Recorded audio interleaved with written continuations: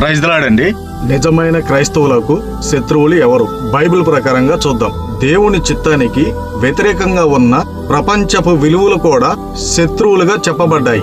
వాస్తవానికి మనము పోరాడునది శరీరులతో కాదు గాని ప్రధానులతోనూ అధికారులతోనూ ప్రస్తుత అంధకార సంబంధులకు లోకనాథులతోనూ ఆకాశ మండలమందున్న దురాత్మ సమూహములతోనూ పోరాడుచున్నాము. మనకు ఇబ్బందులు కలిగించేవారు మనుషులై కనిపించినా వారు దుష్టుని చేతులు మోసపోయిన వారు గనక మన పోరాటం మనుషులపై కాదు. అంధకారం అంటే దేవుని వెలుగునకు విరుద్ధమైన ఆధ్యాత్మిక స్థితి.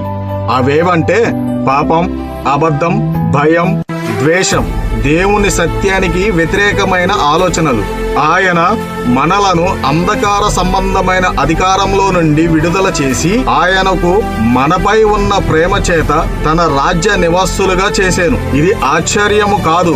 సాతాను తానే వెలుగుదూత వేషం ధరించుకొని ఉన్నాడు మనలను మోసం చేయుటకు. ఎందుకనంటే బైబిల్లో సాతాను నిజమైన క్రైస్తవులకు ప్రధాన శత్రువుగా చెప్పబడుతున్నాడు.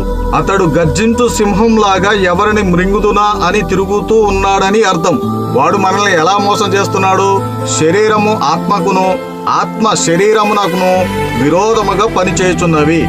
కనుక మన ముఖ్యమైన ప్రధాన శత్రువు ఎవరయ్యా అంటే మన శరీరం. శరీర సంబంధమైన కోరికలను తీర్చుకొనువాడు ఆత్మ సంబంధమైన వాడు కాదు. మనకి ఇంకొక శత్రువు ఉన్నాడు. మరీ ముఖ్యమైనది నీ కోపం. నీ కోపమే నీకు శత్రువు.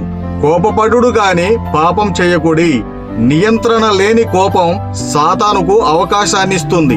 నరుని కోపం దేవుని నీతిని జరిగించలేవు. మన శరీరమే మనకు శత్రువు. శరీరంతో ఉన్న జనులు కాదు. నీ శరీరాన్ని జయించిన నాడు ప్రభువుకు దగ్గరవుతావు. మనమందరము శరీరాన్ని జయించుదుముగాక. ఆమేన్.